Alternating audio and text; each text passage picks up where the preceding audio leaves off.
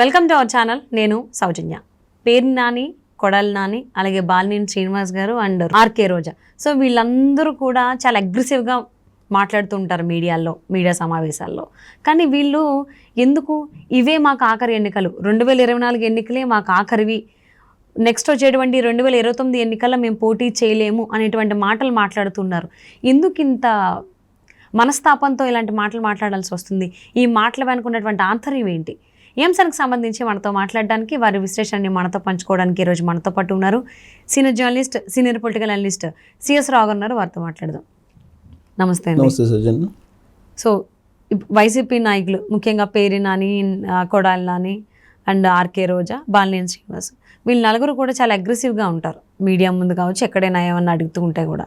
But వీళ్ళు ఎందుకు అంత తగ్గిపోయి ఈసారి ఎన్నికలే మాకు ఆఖరి ఎన్నికలు, నెక్స్ట్ వచ్చేటువంటి 2029 ఎన్నికలు మేము పోటీ చేయలేము అని ఎందుకు మాట్లాడుతున్నారు? దేనివల్ల, ఏం కారణాలు? ఒకటేంటంటే నైరాశ్యం అన్న ఉండాలి, నైరాశ్యం అన్న ఉండాలి. లేదంటే గెలవలేము అని డౌట్ వచ్చినప్పుడు సింపతి క్రియేట్ చేసుకోవడానికన్నా ఒక నాటకం అయి ఉండాలి. లేదా భవిష్యత్తు మీద వీళ్ళకి ఏమాత్రం స్పష్టత లేదు అని చెప్పి అనుకోవాలి. ఓకే, ఇలాంటి పరిస్థితుల్లోనే ఇలాంటి మాటలు వస్తూ ఉంటాయి. లేదు వయోభారం లాస్ట్ ఆప్షన్, 4వ ఆప్షన్. వయోభారం వస్తుంది, వయసు మీద పడుతుంది కాబట్టి రాబోయేటువంటి రోజుల్లో మనం ఈ వయసు లేదంటే ఆరోగ్యం కోఆపరేట్ చేయదేమో అనేటువంటి డౌట్ అన్నా ఉండాలి. ఇప్పటికీ 60 పైబడిన వాళ్ళు చాలా మంది రాజకీయ నాయకులు ఉన్నారు. అంటే ఒక్కొక్కరు మైండ్ సెట్ ఒక్కొక్కలాగా ఉంటుంది కదా. ఇప్పుడు ట్రంప్ ఉన్నాడు, అమెరికా మాజీ అధ్యక్షుడు ట్రంప్ ఉన్నాడు. ఇప్పుడు మళ్ళీ అధ్యక్షుడిగా పోటీ చేసి చాలా యాక్టివ్గా ఉన్నాడు. ఆయన 86లోకి వచ్చాడు. ఆయన ఐఎమ్ యంగ్ అంటాడండి ఇప్పుడు కూడా. అంటే డిపెండ్స్, ఒక్కొక్కళ్ళ మైండ్ సెట్ని బట్టి అలా ఉంటుంది. ఈవెన్ రాజశేఖర రెడ్డి కూడా నేను 60కి రిటైర్ అవుతానని చెప్పి అన్నాడు. రాజశేఖర రెడ్డి కూడా కథ ఆయన చెప్పిన మాట మీద లేడు కానీ మళ్ళీ కంటిన్యూ అయ్యాడు.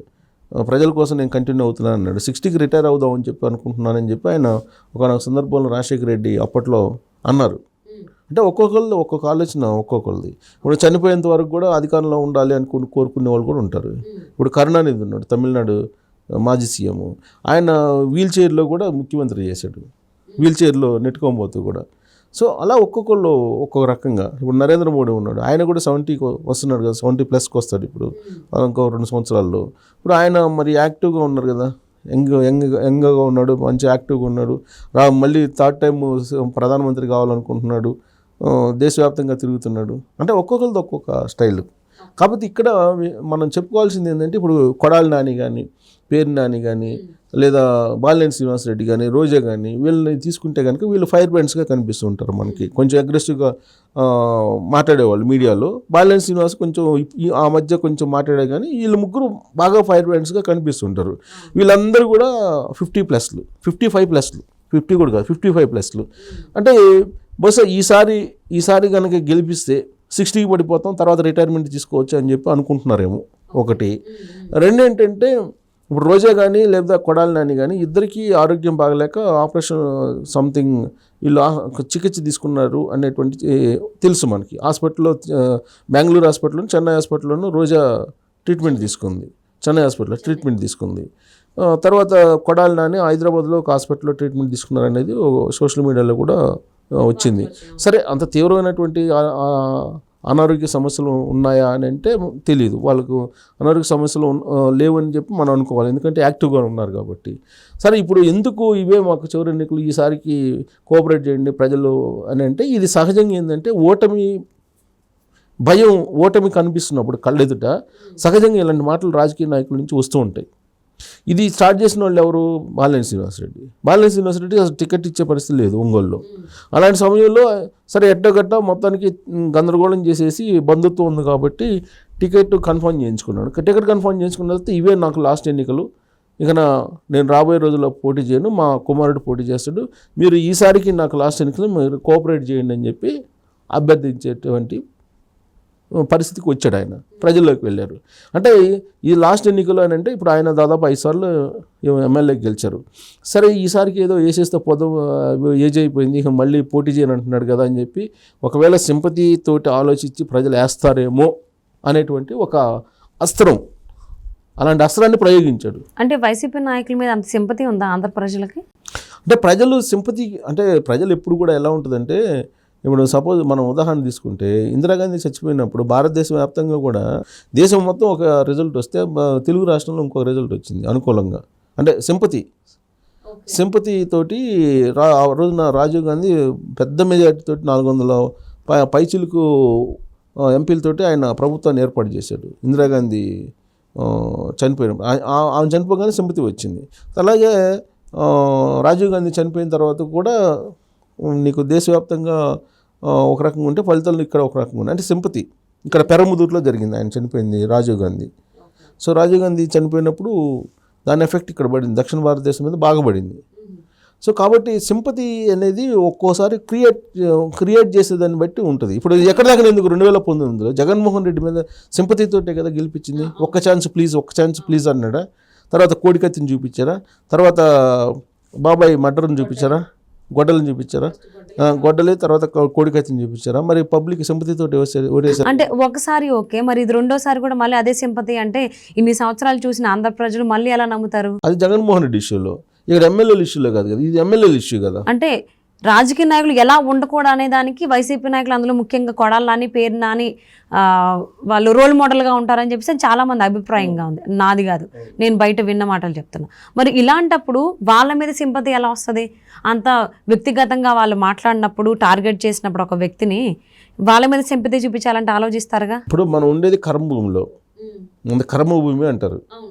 ఈ కర్మభూమిలో ఎలా ఉంటుందంటే, సపోజ్ ఎగ్జాంపుల్ చెప్తా, బతికున్నంత వరకు ఒక రకంగా ఉంటారు, చచ్చిపోయాగానే అయ్యో చచ్చిపోయాడు పాపం మంచోడు అని అంటారు. అప్పటి వరకు ఉన్న చెడు అంతా పోతుంది.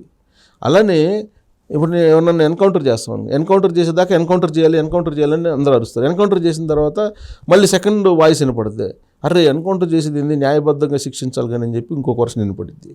అలానే కర్మభూమిలో ఉన్నాం కాబట్టి సింపతి అనేది బలంగా ఉంటుంది మనకి. సో దాన్ని తన వైపు తిప్పుకునేటువంటి ప్రయత్నం చేస్తూ ఉంటారు రాజకీయ నాయకులు ఎప్పుడు కూడా.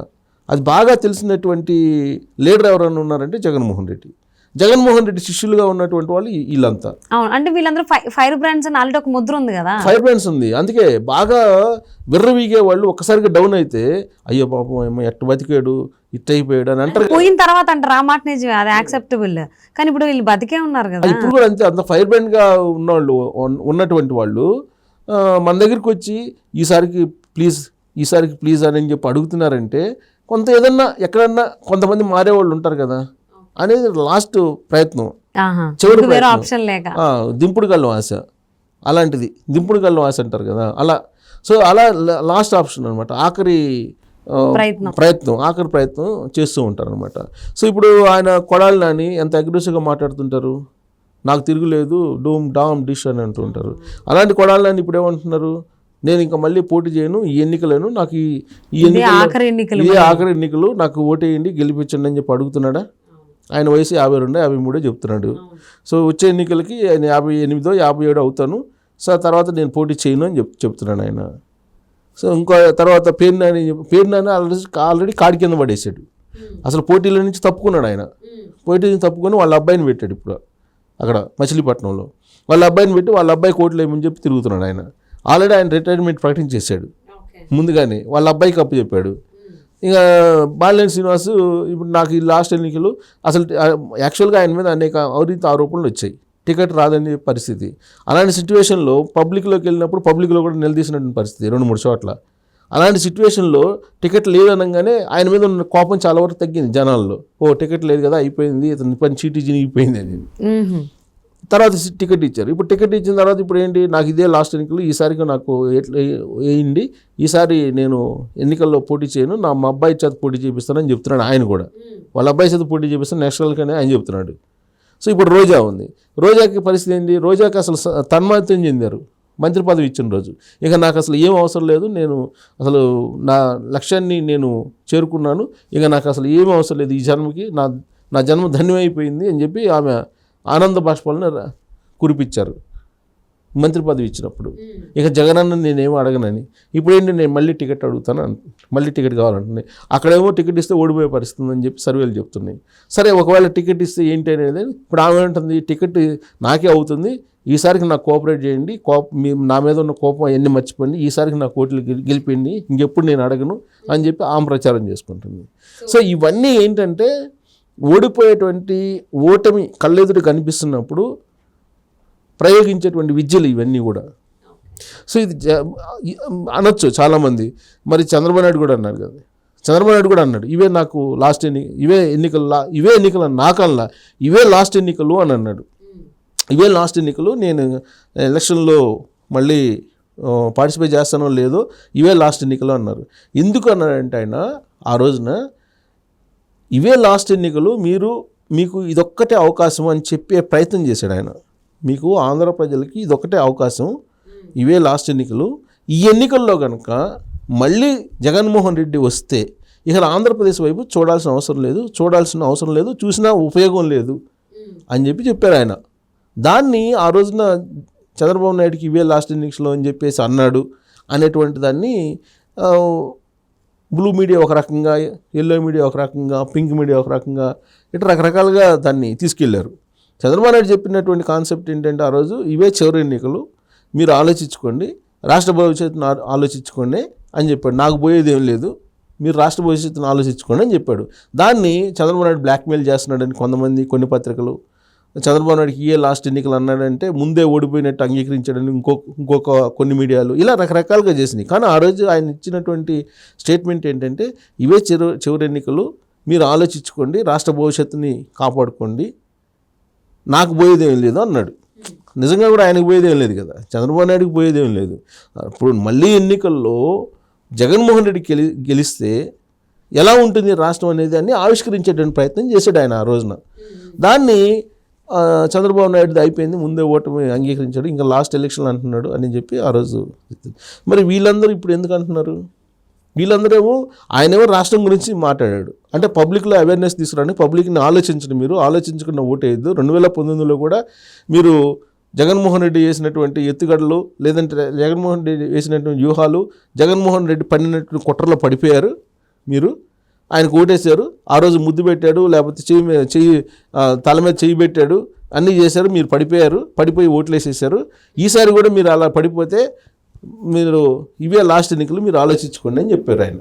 అదే సో వైఎస్ఆర్సీపీ 5 బ్రాంచ్గా చెప్పుకునేటువంటి కొడాలి నాని, పేర్ని నాని, అలాగే ఆర్కే రోజా, బాలినేని శ్రీనివాస్ గారు ఎందుకు ఇలా తగ్గి మాట్లాడుతున్నారు? ఎంతమంది వస్తారు రాబోయే రోజులు ఈ జాబితాలో?